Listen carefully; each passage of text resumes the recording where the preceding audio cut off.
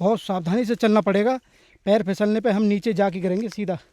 ये zero destination और रामायण काल की एक अद्भुत जगह, रामायण काल की एक अद्भुत जगह कबंध राक्षस जिस जगह पर रहता था, हम उस गुफा की तरफ जा रहे हैं जहाँ पर कबंध राक्षस रहा करता था।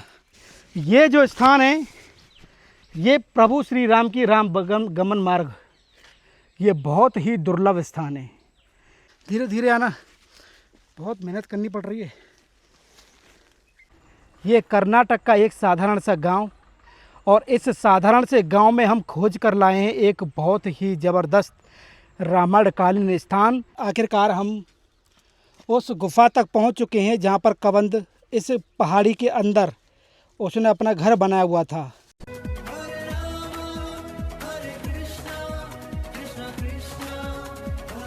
जय जय श्री राधे राधे। मैं धर्मेंद्र गोस्वामी स्वागत करता हूं एक बार फिर आपका प्रभु श्री राम की यात्रा में। प्रभु श्री राम की यात्रा में मैं जा पहुंचा हूं कर्नाटक राज्य के बेलगावी ज़िले के अंदर रामदुर्ग शहर से लगभग 17 किलोमीटर की दूरी पर स्थित एक गांव है जिसे कि करडीगुड़ा गांव में आज मैं जा पहुंचा हूं। और यहां पर कहते हैं कि प्रभु श्री राम के वनवास के समय की एक लीला है कि यहाँ एक अयोमुखी पर्वत है, अयोमुखी पर्वत है, और वहाँ पर कबंध राक्षस रहते थे। और वो कबंध राक्षस, आप आगे आइए, ये यहाँ के रहने वाले हैं। थोड़ा हमारी भाषा में थोड़ी दिक्कत आ रही है। तो वो जो कबंध राक्षस थे वो यहीं पर रहते थे इसी ही गुफा के अंदर, और यहाँ प्रभु श्री राम आए हैं और उनका उद्धार किया है। उद्धार करने के बाद उन्होंने ही माता सीता का रास्ता आगे के लिए बताया है कि कैसे आपको माता सीता को खोजना है। प्रभु श्री राम बहुत व्याकुल थे यहाँ पे, क्योंकि कोई नहीं मिल रहा था। आखिरकार कबंध जी मिलते हैं, लेकिन कबंध जी भी कहते हैं कि आपको माता सबरी के पास जाना पड़ेगा, और माता सबरी ही आपको ऋषिमुख पर्वत के बारे में बताएंगी। इस तरह की कहानी है, और ये गांव वाले के लोग हैं। लेकिन मैं आप सभी से कहना चाहूँगा कि इतना दुर्लभ दर्शन प्रभु श्री राम के इस रामायण खंड में हम लेकर आए हैं।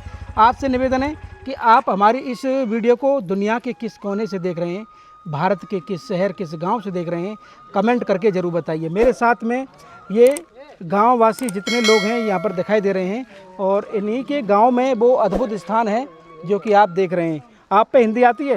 हिंदी आता नहीं, कन्नड़ ही ज़्यादातर आता है लोगों पे। हिंदी आता है किसी पे? तो कुछ लोगों पर ही मैंने बताया, 1% लोगों पर ही यहाँ पर ये आती है हिंदी। लेकिन कहानी लीला यही है कि प्रभु श्री राम जब यहाँ पर आते हैं तो सबरी माता और माता सीता के बारे में कबंध राक्षस ही उनको बताते हैं, और प्रभु श्री राम उनका उद्धार करते हैं। यहाँ पर अयोमुखी एक गुफा भी है, और ये दूर जो आप देखेंगे ना, वहाँ पर्वत, आपको पर्वत दिखाई देगा। वहाँ से ये जो पर्वत दिख रहे हैं इसके ऊपर हमको जाना पड़ेगा। इस पर्वत के ऊपर गुफा, और वह स्थान जहाँ पर कबंध को मारा है वो समाधि भी वहीं पर है। और आप देख सकते हैं प्रभु श्री राम के राम गमन यात्रा का ये स्थान है, और हम कर्नाटक राज्य में हैं, रामदुर्ग शहर के पास। आइए चलते हैं और ये अद्भुत गुफा और कबंध राक्षस की समाधि का दर्शन कराते हैं। तो अब हम चल रहे हैं उस जगह पर जहाँ पर कबंध राक्षस रहता था। मैं आपको बता दूं, बड़ा ही एक सामान्य सा कर्नाटक का ये गांव है। आप दिखा सकते हैं मेरे पीछे लोगों का रहन सहन देख सकते हैं आप। इस गांव के अंदर किस तरीके से लोग एकदम साधारण जीवन अपना जीते हैं। और इस गांव का नाम है करडीगुड़ा, और ये करडीगुड़ा जो गांव है, इसी जगह पर त्रेता काल में वो जो राक्षस था कबंध, जिसने माता सीता का सही पता बताया, और प्रभु श्री राम माता सीता की खोज में जब से नासिक की उस पंचवटी से निकले, उस नासिक की पंचवटी से होते हुए प्रभु श्री राम को चलते चलते बहुत समय हो गया। और वो इस बात से बहुत व्याकुल थे प्रभु श्री राम कि आखिरकार माता सीता का कोई तो हो जो बताए कि किस दिशा में रावण लेके गया है। तो ये वही जगह है, मैं जिस पहाड़ पर चल रहा हूँ, ये अयोमुखी पर्वत के नाम से जाना जाता है। और यहाँ पर गुफा है, एक अयोमुखी गुफा। उसी गुफा में कबंध राक्षस रहता था। हमने और आपने सब ने कैसे रामानंद सीरियलों में देखा होगा कि कबंध जो राक्षस थे, इनकी भुजाएं बहुत लंबी हो जाती थी, तो उनको प्रभु श्री राम से मिलना था। जब प्रभु श्री राम ने उनका उद्धार किया तो वो गंधर्व के रूप में प्रकट हुए। तब उन्होंने बताया कि प्रभु मैं आप ही का इंतज़ार कर रहा था। यानी कि माता सीता की खोज में सबसे बड़ा अगर कोई है तो वो कबंध है, जो प्रभु श्री राम को काफ़ी उन्होंने सहायता की माता सीता तक पहुंचाने में। ये गांव देखिए आप, ये कर्नाटक का एक साधारण सा गांव, और इस साधारण से गांव में हम खोज कर लाए हैं एक बहुत ही ज़बरदस्त रामायणकालीन स्थान, कबंध राक्षस की समाधि। जी हाँ, प्रभु श्री राम ने जब कबंध राक्षस यहाँ पर थे तो उन्होंने उनको यहाँ जब मारा है, और जिस जगह मारा है उस जगह समाधि है, उनका अग्नि संस्कार हुआ है, तब उस अग्नि में से गंधर्व प्रकट हुए। वो स्थान यहाँ पर है। और जिस कहते हैं कि अवमुखी गुफा भी है, वो देखते हैं, अगर कोई यहाँ मिलता है तो उसको भी हम आपको दर्शन कराएंगे। जिस गुफा के अंदर कबंध जी रहते थे, आप सभी जानते हो ना कबंध राक्षस को, रामायण में बड़ी बड़ी भुजाओं वाले, तो वो कबंध राक्षस का दर्शन कराने जा रहे हैं प्रभु श्री राम की यात्रा में। हम कर्नाटक के रामदुर्ग शहर से लगभग 15 किलोमीटर की दूरी पर आए हैं, करणीगुड़ा गांव में। आप सभी जानते होंगे कि उनको श्राप था कि आपका जो ये शरीर है, उनकी जो भुजाएं, पैर तो थे नहीं, भुजाएं लंबी करने का उनको वरदान था। तो इस तरीके से उनका शरीर था। तो उनको बताया गया कि जब प्रभु श्री राम कभी समय में आएंगे माता सीता को ढूंढने के लिए अपने भाई के साथ में, तो तब वो आपको मिलेंगे, तब आपका ये शरीर से आपको मुक्ति मिलेगी। और वो घटना यहाँ पर होती है रामायण की। ये देखिए, यहाँ पर मक्का और गन्ना, इसकी खेती बहुत ज़बरदस्त होती है। बाबा हिंदी जानते हो? हिंदी कन्नड़ है। ये बाजरा नहीं, अच्छा बाबा, ये देख रहे हैं आप, कन्नड़ भाषा में लोग ज़्यादातर बात कर रहे हैं, और हिंदी में हमको बहुत समस्या आ रही है। जैसे जैसे हम आगे बढ़ रहे हैं, ये देख सकते हैं, ये बड़े बड़े जो पेड़ आप देख रहे हैं, लंबे लंबे, ये सब नारियल के पेड़ हैं। यहाँ नारियल बहुत होता है। क्या कह रहे हैं माता जी? हिंदी आता है हम पे कन्नड़ नहीं आता है। माता जी कन्नड़ में बात कर रही हैं, देखो ये कैसे काम कर रही हैं यहाँ पे। और अब हम ये जीरो डेस्टिनेशन और रामायण काल की एक अद्भुत जगह, रामायण काल की एक अद्भुत जगह, कबंध राक्षस जिस जगह पर रहता था, उस स्थान का दर्शन कराने जा रहे हैं। प्रभु श्री राम अपनी वनवास यात्रा के दौरान माता सीता को खोजते खोजते यहाँ तक पहुँचे, जैसा कि मैं बराबर आपको लीला बता रहा हूँ। और जब यहाँ पहुँचे तो वो व्याकुल थे कि माता सीता का पता नहीं लग पा रहा था। लेकिन कबंध जी ने बताया, कबंध जी का जब उद्धार हुआ तो गंधर्व के रूप में जब वो आए तो उन्होंने बताया कि आप यहाँ से सीधा सबरी माता के पास जाइए, वो आपका इंतज़ार कर रही हैं और वो बताएंगे ऋषिमुख पर्वत के लिए। ये देखिए आप, ये जो स्थान है, ये प्रभु श्री राम की राम गमन मार्ग, ये बहुत ही दुर्लभ स्थान है। श्री राम वन गमन मार्ग, अवमुखी गुफा इधर की तरफ है, कबंध आश्रम नीचे की तरफ है, जहाँ पर कि उनकी समाधि बनी हुई है।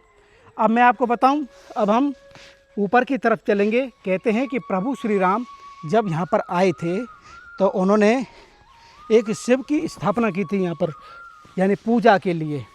जहाँ जहाँ प्रभु श्री राम गए, उन्होंने अपने इष्ट आराधना भोलेनाथ की है।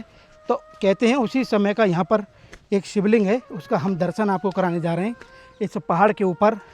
और ये अयोमुख पर्वत के नाम से इसको जानते हैं। और आप मुझे कमेंट करके ये ज़रूर बताइए कि कैसा लग रहा है आज का हमारा ये वीडियो। आपका कमेंट आना चाहिए, चाहे आप दुनिया में कहीं से भी देख रहे हों, भारत के किसी भी शहर, किसी भी गांव से देख रहे हों। ऐसी दुर्लभ कर्नाटक राज्य में आया हूँ मैं आपको प्रभु श्री राम की यात्रा दिखाने के लिए। ये देख सकते हैं जंगल, कितना ज़बरदस्त ये घना जंगल है। और ये वो पर्वत है, इसी पर्वत के किसी गुफा के अंदर कबंध रहता था।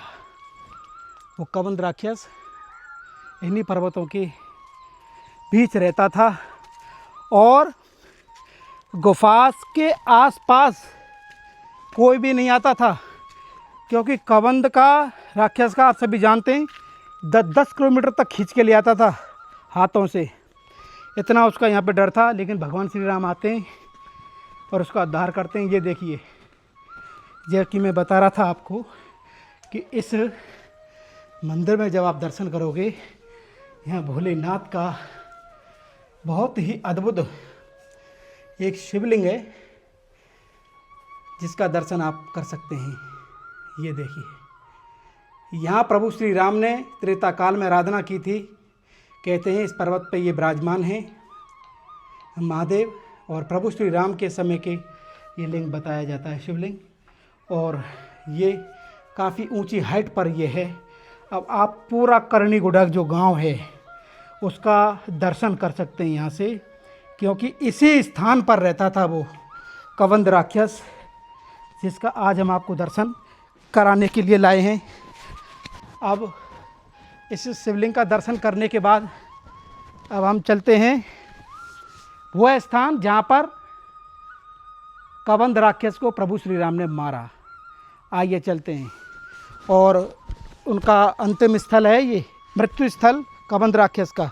और वो भी इंतज़ार कर रहे थे कबंध कि कैसे प्रभु श्री राम आए तो मुझे भी मुक्ति मिले। और अब मैं आपको ये कर्नाटक के इस गांव में जब मैं आया हूँ, ये करनीगुड़ा करके नाम है, करनीगुड़ा। और उनके खेतों को देखेंगे तो कर्नाटक की खेत की जो मिट्टी है आप देख सकते हैं यहाँ पर ये काली रहती है। और इसमें यहाँ पर गन्ना, प्याज, बाजरा और आपका मक्का, इसके अलावा नारियल के पेड़ आप पीछे देख रहे होंगे। अब इस गांव से होते हुए अब हम आपको लेके चल रहे हैं उसी स्थान पर जहाँ पर कबंध को प्रभु श्री राम ने उद्धार किया था उनका, उसका दर्शन कराएंगे। लेकिन हमको एक ये बहुत ही पुरानी एक चीज़ मिली है, और ये क्या हो सकता है आप देख सकते हैं। और देखिए पत्थरों के पहिया हैं, आइए ना। और आप देख सकते हैं ये पत्थरों के इस तरीके के। अब आप समझिए ये किस तरीके की यहाँ पर ये प्राचीन एक रथ मिला है ये हमको। 3 मंजिल का ये रथ है। अब इसके बारे में हम ज़्यादा तो नहीं जानते, लेकिन आप जब देखेंगे पत्थरों के पहिए हम पहली बार देख रहे हैं किसी रथ में। इतने बड़े बड़े पहिए यहाँ पर समाधि के बिल्कुल नीचे मिले हैं, जहाँ पर कि उनका जो मारा है ना प्रभु श्री राम ने। आइए आइए, अब मैं आपको जो दर्शन कराने वाला हूँ वो कबंध राक्षस का जहाँ उद्धार हुआ था भगवान के हाथों त्रेता काल में, अब उस स्थान का हम दर्शन करेंगे। ये गांव से निकलने के बाद इन सीढ़ियों के सारे हम ऊपर की तरफ जाएंगे। देखिए लोगों का यहाँ रहन सहन किस तरीके का है आप समझ सकते हैं। और अब हम जैसे जैसे ऊपर जा रहे हैं इस पहाड़ी के निचले वाले हिस्से में उतर के आप देखेंगे। अब हम आपको दर्शन कराएंगे। यहाँ त्रेता काल में वो राक्षस यहाँ रहते थे। और ये देखिए आप सामने ये कबंध जी का, ये देखिए ये वो स्थान था जहाँ पर प्रभु श्री राम ने कबंध राक्षस का उद्धार किया था। और इस समय आप देखेंगे कि जिसके लिए हम आए थे आखिरकार हम वहाँ पहुँच चुके हैं। और ये पूरा जो आप देख रहे हैं इसी स्थान पर कबंध राक्षस का उद्धार हुआ। वो अग्नि जलने लगी और उस अग्नि से गंधर्व प्रकट हुए। और जब गंधर्व प्रकट हुए तो आप समझ सकते हैं कि कैसे उन गंधर्व ने ही बताया प्रभु श्री राम को कि मेरे साथ पिछले जन्म में क्या हुआ था। पूरी लीला आप रामानंद सीरियल और वाल्मीकि रामायण में देखते होंगे। ये है कबंध राक्षस की समाधि। और प्रभु श्री राम का पता लगाने में सबसे पहला योगदान इन्हीं का था। और इन्हीं ने ही बताया था कि माता सबरी तक प्रभु आपको यहाँ से जाना है, वो आपका इंतज़ार कर रही हैं। तो यहाँ से प्रभु श्री राम मिलते हुए माता सबरी के लिए निकले हैं, जो कि सबरी कोला के नाम से यहाँ पर उस स्थान को जाना जाता है। और यहाँ प्रभु श्री राम कबंध राक्षस का अंत करते हैं। अब आप समझ सकते हैं कि ये रामायण काल का कितना अद्भुत ये स्थान है। और इसी के पास में आप देखेंगे ये नवग्रह का एक मंदिर बना हुआ है, 9 ग्रह का इसी के पास में। और ये पहाड़ी के ही ऊपर हैं। और हमारे साथ में यहाँ एक भैया हैं जो कि यहीं रहते हैं। इन पर हिंदी नहीं आती है, ये कन्नड़ भाषा बोलते हैं। और गांव में 95% लोग ऐसे हैं, बल्कि 99% लोग ऐसे हैं जिन पर हिंदी नहीं आती है। लेकिन क्या करें, अब इन्हीं भैया के साथ में हम उस गुफा की तरफ जा रहे हैं जहाँ पर कबंध राक्षस रहा करता था। आप समझ सकते हैं इसी पहाड़ी में कबंध राक्षस की एक गुही थी, वो यहाँ पर गुही बोलते हैं गुफा को। और इस रास्ते से हम जा रहे हैं, देखते हैं वो जगह, वो घर कबंध का कौन सा घर बनाया हुआ था। और इस पूरे इलाके में दूर दूर तक कोई नहीं आता था इस राक्षस के डर के मारे। आप उसी से समझ सकते हैं कि कितना ज़बरदस्त रामायण काल का ये सुंदर।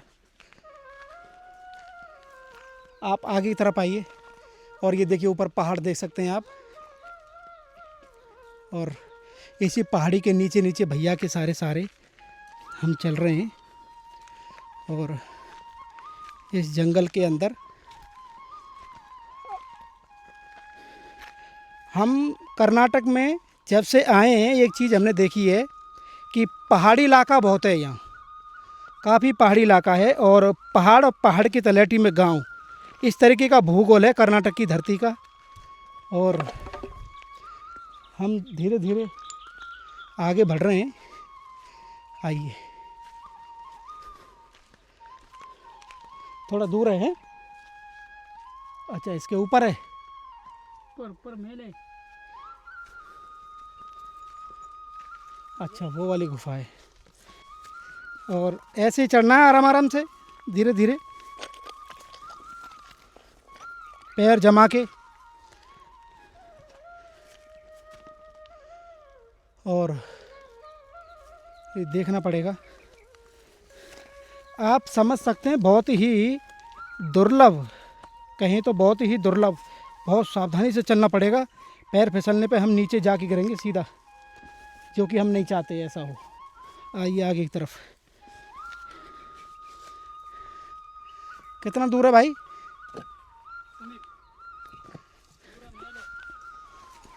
अच्छा, और इनको हिंदी नहीं आती, हमको कन्नड़ नहीं आती, और इस तरीके का तालमेल बैठा रखा है हमने। चलो देखते हैं, पेड़ को पकड़ पकड़ के चलना पड़ेगा। आइए, कोशिश कर रहे हैं हम आपको प्रभु श्री राम की उस लीला से जोड़ने की, उस लीला से महसूस करने की। ये बेहद ही दुर्लभ स्थान है। ये देखिए इस तरीके से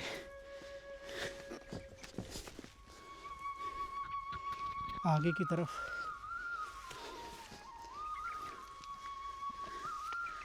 आइए, आप धीरे धीरे आना, बहुत मेहनत करनी पड़ रही है। ये देखिए कितना सुंदर फूल है इसका।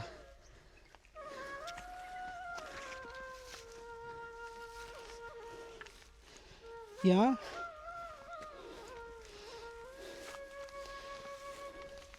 देख रहे हैं आप, ये दिखाइए कि ऊपर से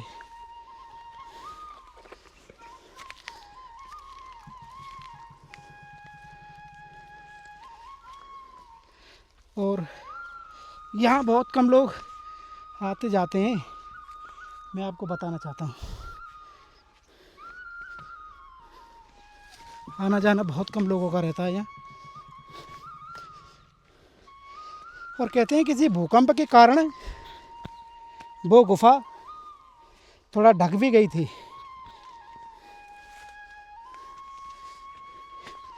ये देखिए कितने बड़े बड़े नागफनी के पेड़ हैं, आप देख रहे हैं। किधर है भाई?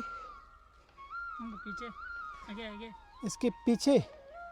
और आप देख रहे हैं कि काफ़ी मेहनत के बाद आखिरकार हम उस गुफा तक पहुंच चुके हैं जहां पर कबंध इस पहाड़ी के अंदर उसने अपना घर बनाया हुआ था। उस कबंध राक्षस के घर की खोज में भैया हमको आखिरकार वहां तक लेकर आ चुके हैं। और ये देखिए इस तरीके की ये गुफा यहाँ पर देख रहे हैं। कहते हैं इसी पहाड़ी के नीचे बहुत बड़ी गुफा हुआ करती थी। काफ़ी समय बीत चुका है और उस हिसाब से आप समझ सकते हैं कि इस समय किस तरीके का ये नज़ारा है।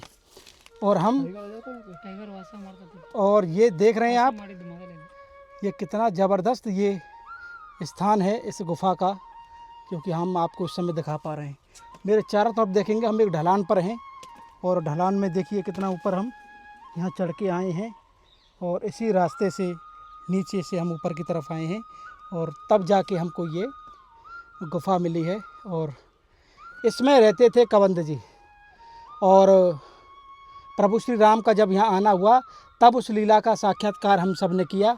लेकिन हम ब्रज दर्पण चैनल के माध्यम से आपको कबंध राक्षस का ये अहोमुखी गुफा के नाम से इसे हम जानते हैं, जिसका दर्शन आप इस समय कर पा रहे हैं।